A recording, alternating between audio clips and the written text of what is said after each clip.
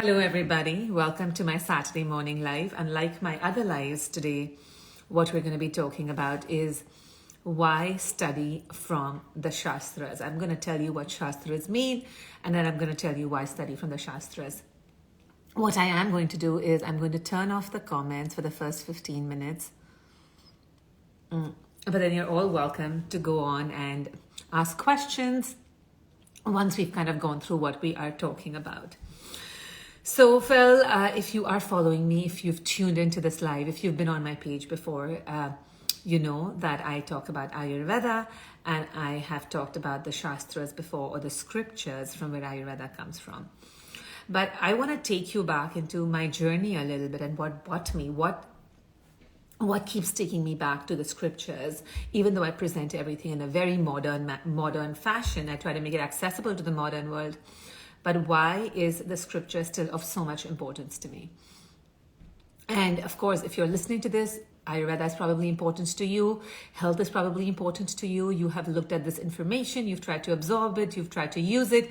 You've also probably gone scouting around the internet and sometimes found conflicting information from my page and from other pages as well. And this is where the scripture comes in again. So going back to my story, I was raised Ayurvedically, which means my grandfather was an Ayurvedic healer, and I lived in a family of 14 people, and basically we followed all these principles. I was, of course, naive enough to think that everybody lives Ayurvedically, like it's a way of living. Much later in my life, I realized that's not the case. And that's what actually, even though I had a great understanding of Ayurveda in terms of how to live on an everyday basis and what to consume and seasonal foods and body types and all of that stuff, at some point I said I want to go and get a formal education in Ayurveda. At that point, given the fact that I was in the US, the BAMS course, which was the traditional course in India where people study to become Ayurvedic doctors, was not available to me. So I went ahead and I got some Western literature on Ayurveda, some English literature on Ayurveda. And I started studying and that was fun and I enjoyed it. I found some information that was conflicting, but I kind of let it slide. One day when I went back to India and, we were clearing out my grandfather's stuff, we found his books. And I found these really old manuscripts, maybe like 60, 70, maybe even older, right? And I found his Ayurveda books, these Ayurvedic manuscripts and these ancient texts. And I started perusing through them.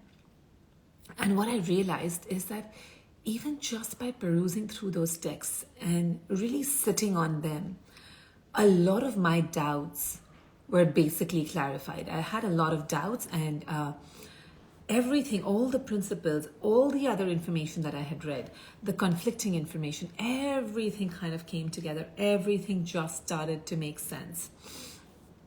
And that's when it occurred to me that what does the power of the scripture do? So then I went ahead and I basically, bought my own books. I went and bought Ashtanga Hridayam and I bought them with English translations. So the way when you buy a book with an English translation, it gives the sutra in 2 lines and then it gives a translation, a verbatim word-to-word translation.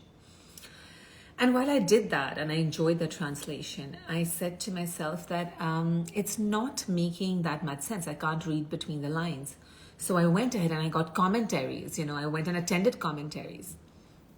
And even that did not make, while it gave me some more clarity and explanation, it did not teach me to read between the lines. So what I started doing, right, is I started going through the scriptures, the textbooks myself, and taking one concept at a time and really breaking it apart in as many ways as I could. I call this method of studying going 5 levels deeper. So you can take a concept from the scriptures, from Ashtanga Hridayam, which is one of the 3 great main texts.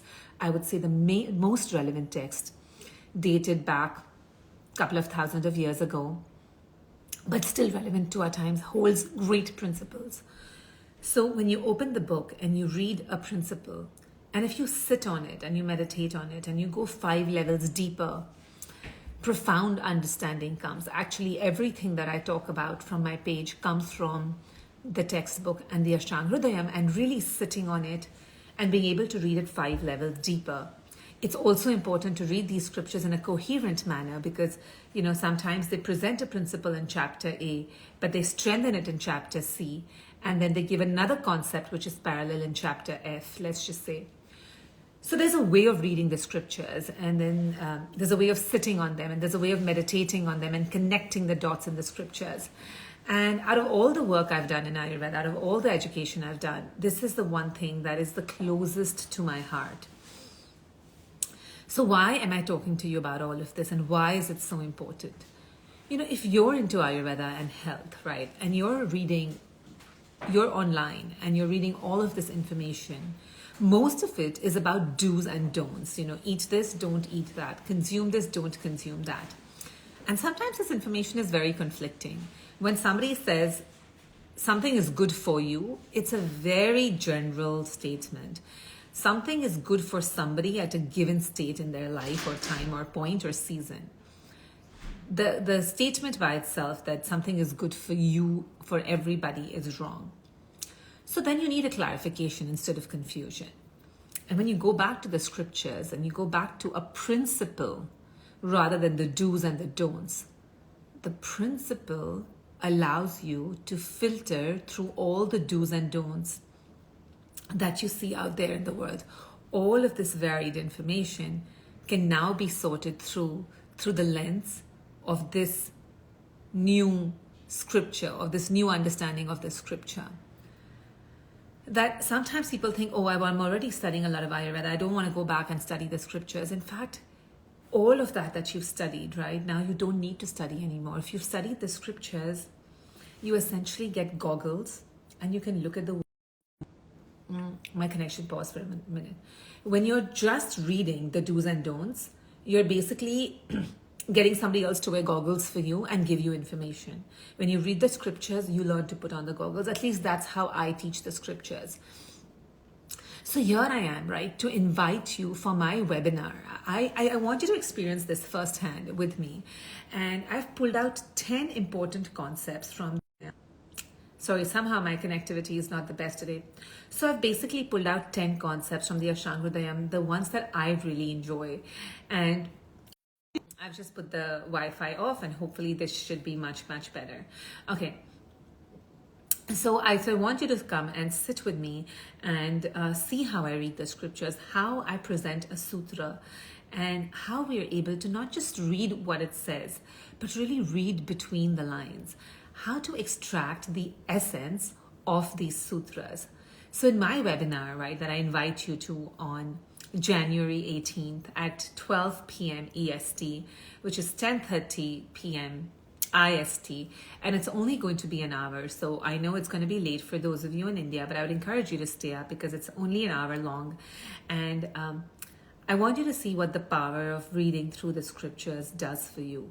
Just opens up your eyes, clarifies everything, just sorts through all of that noise and clutter. And by just going through these 10 concepts, it's either going to awaken that in you, that, hey, do I really want to study from the scriptures or not? And I find it to be a true blessing if you've had a lifetime where you've been able to touch upon something which was so profound, which was 2,000 years old. I feel tremendously grateful to have come across these scriptures and had the opportunity not only to study them, but to also teach them. Like when I count about the 3, 4, 5 blessings that my life holds, this is definitely one of them. So yeah, I'm going to turn the comments on and I want to, bring on questions, and I invite all of you here to come and join me in my webinar. So whatever questions you might have about the webinar or questions that you have about anything else related to the Shastras, the scriptures, the Ashtanga Hridayam, please go ahead and ask. I am going to refrain from doing my regular Q&A, which we will do briefly after I have ended this. But for this particular time, in this live, we're only talking about the Ashtanga Hridayam. So Satyuk says, which books, authors should I read for deep knowledge? And again, I say, right, books and authors are perspectives. The scriptures are the truth. So I would say if you can go back and read the scripture, and that's basically essentially the opportunity that I'm offering to read 10 sutras from the scriptures, I'd say that's what you want to do, because everything else is just perspective. It's just opinion. It's noise. this was required. I'm so glad you feel like that. So how can you join? So the link is in my bio. Anybody who wants to join and register, there's already almost 400 people who've registered for this. And if you can't attend it, you'll be able to get a recording later. But I would highly encourage you to register. It's free. It's free for all of you. And the link is in the bio. If you can't watch it, you will get the recording, but this is your chance. So I highly encourage you to do it. Indian time, I think it's going to be 10:30 p.m. The link is in the bio again.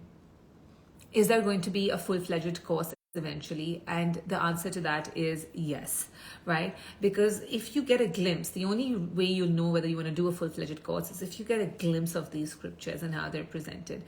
And these are only, I'm going to present individual sutras, but when you put it together, it's like when you weave something together, you see individual threads, and then you see a whole quilt, and it's all woven together. You see a weave, and that experience is just wow. It's amazing. But right now I'm going to present you with a few threads. Okay, how many sessions, or is it only one webinar? So the free webinar is only one webinar, and it is again to give you a glimpse of the power the scriptures hold and then how to read them. And if you don't know Sanskrit, right, that's why I'm here. So in the webinar, you don't need to know Sanskrit. I'm going to present the verse, give you guys the closest translation in English, and then we're going to read that translation. And it's not just translating it, it's being able to read between the lines. I'm going to teach you how inferences are made, and I'm going to take individual sutras, and then if you can do all the sutras together, it's just your... Does the Ashtanga Hridayam touch upon yogic philosophy too? So, there'll be aspects and elements of it. For example, it says the two doshas of the mind are Rajas and Tamas, are the two doshas of the mind. So it'll say things like that in different places.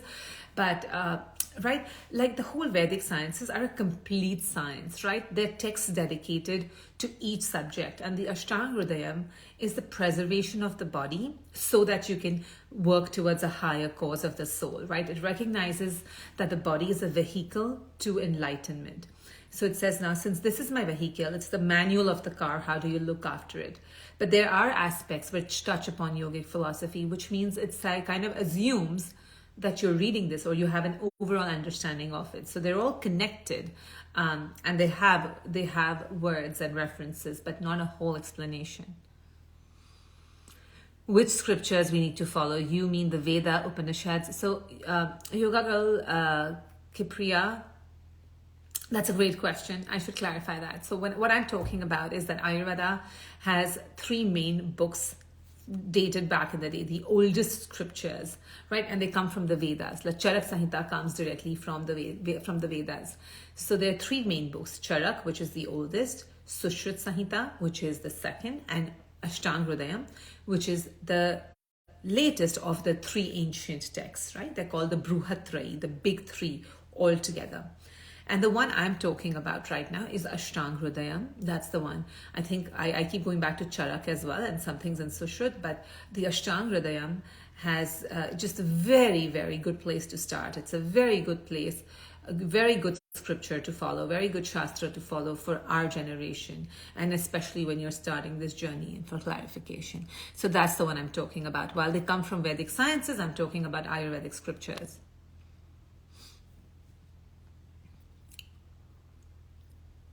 Oh, that's so lovely. I'm so looking forward, Nidhi. Swastha Mankata says, I already did my course and have also read scriptures with other doctors. Yet I'm looking forward to... Yeah, thank you. I am so grateful for that, Ankita. I truly enjoy teaching. If I have to pick one thing that I enjoy the most is teaching. And if I have to pick one thing that I enjoy teaching the most, it is actually the scriptures. Like, I am actually reduced to tears sometimes when I read, like seriously reduced to tears. I remember the time that I went for my training in Pune, and I spent, a while going through the concepts and all of that. On the last day, my heart was so full, and I was just crying and crying and crying out of gratitude. Like for hours, I must have been crying, like grateful tears. And my heart was so full that it was about to burst out of my ribcage. Just the opportunity of having this experience in this lifetime. Like, that's how profound it is. any particular book for immune system. And not going into specific questions like that, but not the Ashtanga Hridayam. Which publication? So again, it doesn't matter what publication for the Shastras. I use Ashtanga Hridayam by Deepak Yadav, because ideally, the translations only give you something in the text. I want to teach you how to read those translations. I want to teach you how to look beyond what's just written. And that's what I want to, give you a glimpse of in my webinar. What can be one's learning outcome from the full-fledged course is a lot of clarity of principles, and we'll talk about that later. Let's talk about the webinar. The webinar is just going to really open your mind and say that, oh my God, reading the do's and don'ts versus learning to go a little bit deeper and getting clarification, all of the questions. Like, for example, I put up a text on Abhyanga, and you hear from everywhere, oh, Abhyanga is good for this, Abhyanga is good for that. But when you read it, when you get it from the horse's mouth, you know what it's good for. Plus, I'm going to teach you what that means. If it says it's good for A, B, C, D, E, what inferences are you going to make, and how else can you apply that? So that's basically what I'm going to teach you.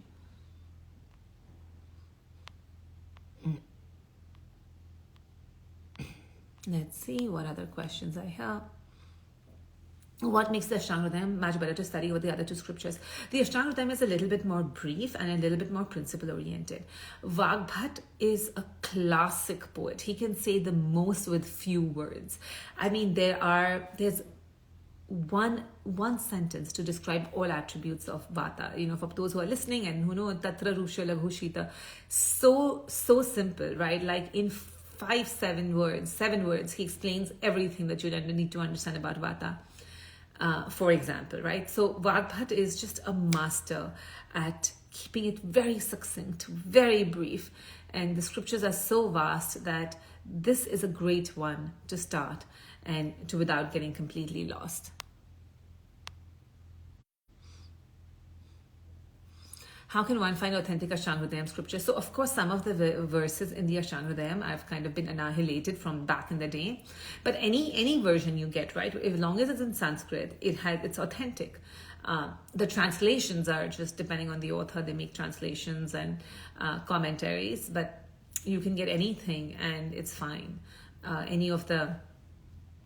long as it says it has Sanskrit verses, you're fine.